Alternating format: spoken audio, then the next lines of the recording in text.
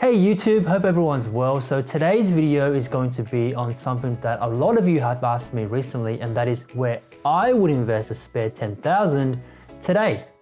So I thought, hey, instead of replying back to you guys individually, why not do a video? So here we are. Now I know that this question has been done to death on YouTube, with most YouTubers recommending either ETFs or shares or a combination of both. But I thought I would do something a little bit different to show you guys 4 traditional ways where you can invest that 10,000, as well as 3 alternate ways that you may or may not have thought about. But first, a short disclaimer. Always do your own research before making any financial investment, and don't just rely on the opinion of some random guy on the internet. Okay, let's begin. But wait, before we do, I just wanted to put it out there that if you are not comfortable investing your money, then please don't. Leave it in the bank for your emergency fund, because there are worse things in life than to have access to ready amounts of cash.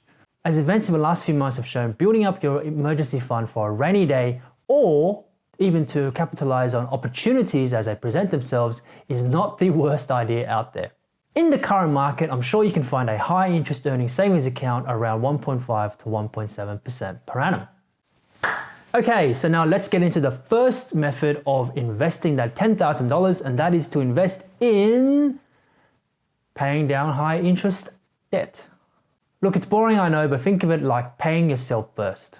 By paying down any personal, high interest, non-tax deductible debt like credit cards or personal loans, means that you are avoiding the high interest charges that they normally have. For example, credit cards normally have interest charges in the region of 20+% per annum. By paying down this debt, you are effectively making a return of 20% plus per annum. No investment in the world can give you those type of returns without taking on any risk. And this brings us to number 2, and that is to leave money in the bank. Now you may be thinking, hey, wait a minute, Mr. Frugal Samurai, you have already said to leave your money in your emergency fund. Well, yes and no. By leaving it in the bank, what I mean is, for those of us who have a mortgage, leave it in your mortgage offset account so that it offsets against any interest that you are paying. I'll show you guys this by way of a simple example. So let's say you have a $500,000 mortgage. By putting your $10,000 into the offset account, you are now paying interest on the balance, or $490,000. So again, you are earning a risk-free rate of return of whatever the interest rate your mortgage is, say 3% for example. This of course is better than if you had just left it in a high interest savings account or a term deposit of 1.5 to 1.7%. Now number 3 is something that most people already know, and that is to either invest it in shares or ETFs. Now ETFs, or what's commonly known as exchange traded funds, are a great set and forget type of investment, because they track the underlying index of whatever you're investing in. For example, if you wanted to track the performance of the ASX 200, then maybe consider something like iShares Core ASX 200 ETF. Or if you wanted to track the performance of the S&P 500 in the US, then you may be thinking about something like the iShares Core S&P 500 ETF.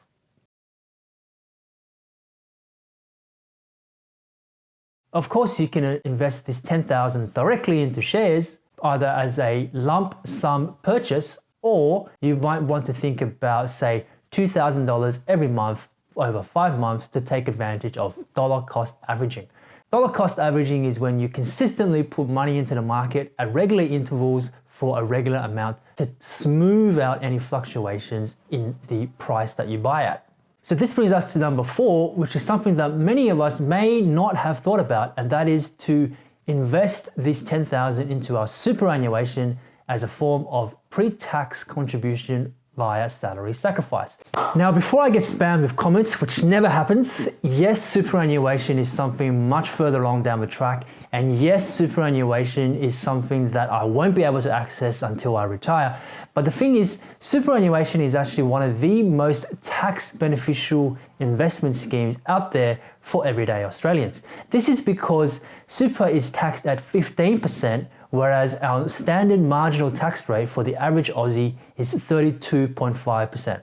Now, I've done a detailed video on this topic. Check it out in the links below as to how to make easy, simple money using your salary sacrifice superannuation amount. So now we come to the 3 alternative ways to invest that $10,000. So the first bonus way is peer-to-peer lending. Now, peer-to-peer lending is when we act as the bank and we lend money out to borrowers for a higher rate of interest. The key here is, like any other loan, is if the borrower does not pay you back. Society One and RateSetter, or what's now known as Plenty, are 2 of the biggest peer-to-peer lenders here in Australia. You could be looking at a return of around 6% if you wanted to invest with these lenders. Now, the second alternative way is to buy physical commodities like gold or silver. Why would anyone want to do this? Well, physical commodities have long been held as a store of wealth because they are a tangible asset in that we can see and touch them. They are also thought of as a good protection against inflation, which is the general rise in price of goods and services.